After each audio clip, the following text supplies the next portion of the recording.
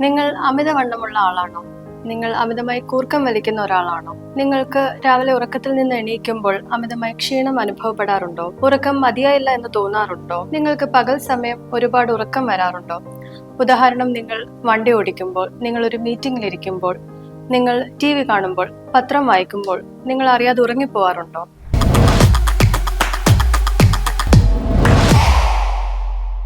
നമസ്കാരം, ഞാൻ doctor Vaishnavi Rajeev, MG Muthoot hospital കോഴഞ്ചേരിയിലെ പൾമനോളജിസ്റ്റ് ആണ്. ഞാൻ മുന്നേ ചോദിച്ച ഏതെങ്കിലും രോഗലക്ഷണങ്ങൾ നിങ്ങൾക്കുണ്ടെങ്കിൽ നിങ്ങൾക്ക് ഒബ്സ്ട്രക്റ്റീവ് സ്ലീപ്പ് ആപ്നിയ എന്ന രോഗം ഉള്ളതിനാലാവാം നിങ്ങൾ ഈ രോഗലക്ഷണങ്ങൾ കാണിക്കുന്നത്. എന്താണ് സ്ലീപ്പ് ആപ്നിയ?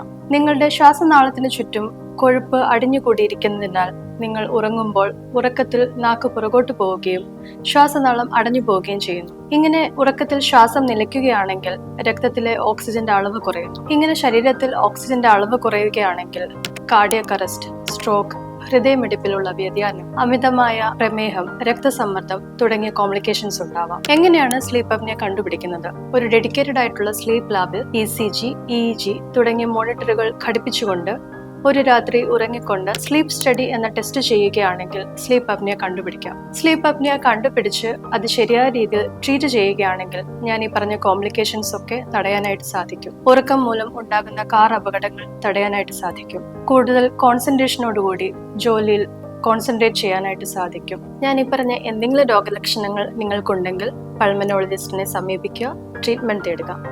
എന്തെങ്കിലും ഡൗട്ട് ഉണ്ടെങ്കിൽ താഴെ കമന്റ് ബോക്സിൽ രേഖപ്പെടുത്തുക. Thank you.